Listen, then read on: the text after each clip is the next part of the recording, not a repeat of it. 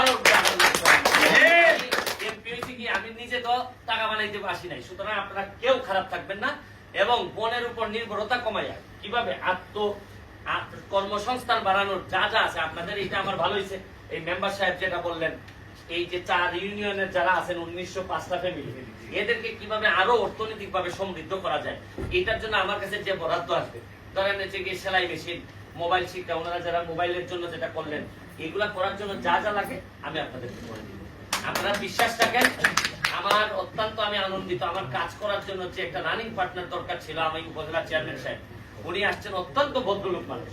মানে তারে আমি আপনাদের কি বলবো, উনি সকালবেলা আমার ফোন করে বললেন যে এই আপনার নামে যে কি আইছে 250 কি শুকনা খাবার আইছে, আমার থাকুই।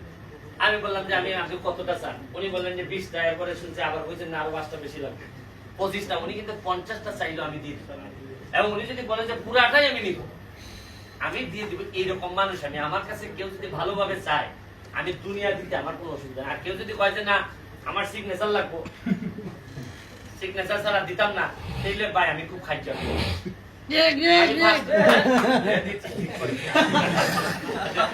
আপনারা আর আমি বিশ্বাস করি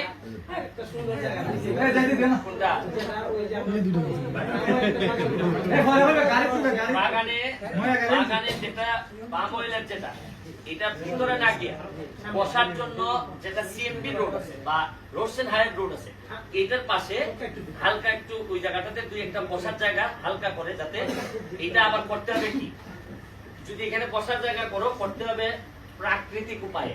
যেমন ধরো বেতের চেয়ার বা যেসব চেয়ার নষ্ট হবে না কিন্তু আবার কোনো স্ট্রাকচার না।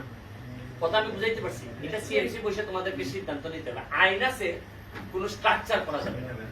তো স্ট্রাকচার না করে আমরা যেটা করবো, এটা হচ্ছে গিয়ে আবার স্ট্রাকচারের ছাড়া অন্য অনেক কিছু করা যাবে।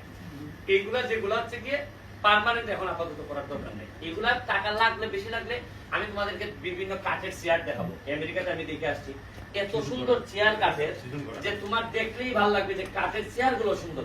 শুনো, ইউজ ইউর ব্রেইন। মানি সবসময়, টাকা সবসময় সমাধান দেয় না।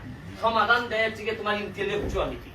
যদি ইন্টেলেকচুয়ালিটি বা তোমার জ্ঞান, আমি সবসময় বলি মাথাটা ঠিক আছে কিনা, দেখো এর ব্রেইনটা ঠিক আছে কিনা। অসৎ লোককেও সৎ বানানো যায়, অনৈতিক লোককেও নৈতিক বানানোর ট্রেনিং দিয়ে বানানো যায়, কিন্তু যে লোকটার ব্রেন ঠিক না তাহলে তো চিকিৎসা ছাড়া। আর আমাদের যে চিকিৎসা, এই চিকিৎসার অবস্থা তো চিকিৎসা লাগে, যার কারণে একটু ঝামেলা হয়ে গেছে, আমরা পারি না সবকিছু করতে। But we are trying hard, আমরা চেষ্টা করে যাচ্ছি। আমি সাতচুরির বিষয়ে 3 দিন গেছি আমি এলজিডিতে, বলছি যে সাতচুরি আমি কিচ্ছু করতে পারি না এখন পর্যন্ত, করে চারা গাছ দেওয়া ছাড়া।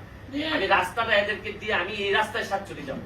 সাতচুরিতে 3 দিন গিয়ে 2 বার রিভাইজ দিছে, এদের রাস্তা নাকি এত ভাঙা। আমাদের ওই উপরে কিসা থেকে এলজিডি হেড অফিস থেকে ফোন দিয়েছে, দেয়া বলছে যে ওনারা বলছে যে স্যার যে বরাদ্দ আপনারা দিছিলেন এই বরাদ্দ দেওয়া হবে না, কারণ রাস্তা নাকি খালি নিচে নামে নিচে নামে নিচে নামে। সাতচুরির জন্য আমি কাজগুলো আগাই দিচ্ছি, আপনাদের অনেক সমস্যার সমাধান করে দিচ্ছি। কারণ আপনাদের এখানে একটা পর্যটনের একটা ভালো জায়গা হইতে পারে, কারণ আপনাদের পাশেই তো ইন্ডিয়া। সাতচুরিটারও অনেক ভালো, এই বাগানটারও আমরা ভালো একটা জায়গায় নিতে পারবো। আর হচ্ছে কি এইখানে আপনারা জানেন যে এই যে কি পরিমাণ পাহাড় ভাঙতেছে, টিলা ভাঙতেছে, এখানে আমি একটা ব্রিজের এক্সটেনশন করে দিচ্ছি। এখন আমি শুনতেছি যে এই এক্সটেনশনও নাকি ভাঙিয়ে নিয়ে যেতেছে।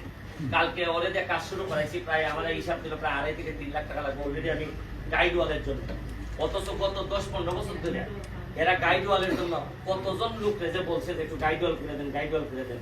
আমি ছাত্র থাকা অবস্থায় গাইড ওয়াল করছিলাম নিজে বাঁশ দিয়া, টিকাইতে পারি নাই। আবার এর আরো কিছু স্বভাব নষ্ট আছে এই এলাকায় যারা থাকে, এরা মনে করে যে সব দায়িত্ব সরকার, এরার কোনো দায়িত্ব নাই।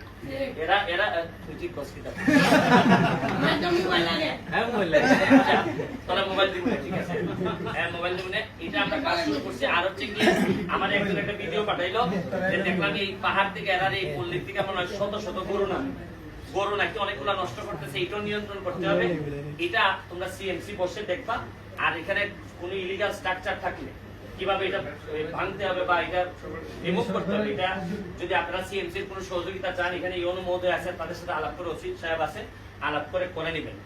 আমি আপনাদেরকে পুরা হৃদয় খুলে দিতে প্রস্তুত, আপনারা এখন নেওয়ার জন্য প্রস্তুত হন। এবারে যে কমিটি হয়েছে, আমি মনে করি যে আপনারা মানে এত ভাগ্য ভালো যে এমন একজন কমিটি, আপনারা সভাপতি হইতে পারেন, সেক্রেটারি হইতে পারেন, কিন্তু আমার এমন একটা লোককে আপনারা এমপি রে পাইছেন, মনে হবে যে আপনাদের কমিটির মেম্বার। এই হিসাবে আমি কাজ করলাম। এবং এই কাজগুলি সারা বাংলাদেশের সামনে একটা নমুনা হিসাবে দাঁড় করানো আমার দায়িত্ব। আমি 4.5 বছর আসিয়া, এই 4.5 বছর যদি বাচ্চা থাকি, তাহলে আপনারা হারে হারে দেখে যাবেন যে এই সাতচল্লিশে পর্যটনের মাধ্যমে আমি কোথায় নিয়ে যাই। এবং রেমা কালেঙ্গা নেক্সট টার্গেট আমার। এইটার পরে আমি রেমা কালেঙ্গারে ধরবো।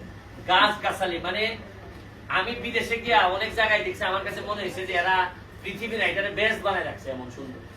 আমরা শুধু স্বভাবের কারণে পারি না, আমরা অত অভাবে ছিলাম না, কিন্তু স্বভাবটা খারাপ।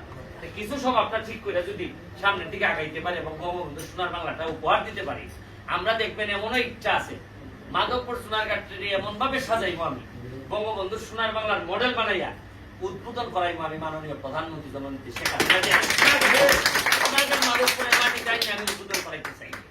উনি, আপনারা আশ্চর্য হবেন যে আমি প্রতিদিন যে প্রধানমন্ত্রীর সাথে আমি বছরের পর বছর ট্রাই করছি, দেখা করার সুযোগ পাইনি। এখন কি কপাল আমার, প্রতিদিন উনার সাথে আমার দেখা হয়, কথা হয়। উনার যে সিট আর আমার যে সিট, বিধাতার কি নিয়ম যে উনি চাইলেও আমার কাছে চোখ সরাইতে পারে না, আর আমিও পারি না চোখ সরাইতাম, কারণ একেবারে সোজাসুজি বইছি। যার কারণে আমার কথা ওনার শুনতে হয়, আর উনার কথা তো আমি সবসময় শুনি। সুতরাং দুইজনের শোনাশুনির মধ্য দিয়া চিন্তা করেন না কোনো একবার এই 4.5 বছরের মধ্যে আমি উনারে সোনারঘাট বা মাধবপুরের মাটিতে নামাইতে চাই। বঙ্গবন্ধু নাম ছিলেন কিনা জানি না, তবে বঙ্গবন্ধু কন্যারে নামাই দেওয়ার মধ্য দিয়া একটা সোনার বাংলার মডেল ওনার কাছে আমি সাবমিশন রাখবো, জমা দিব। এটাই হবে আমার জীবনের একটা বড় পাওয়া।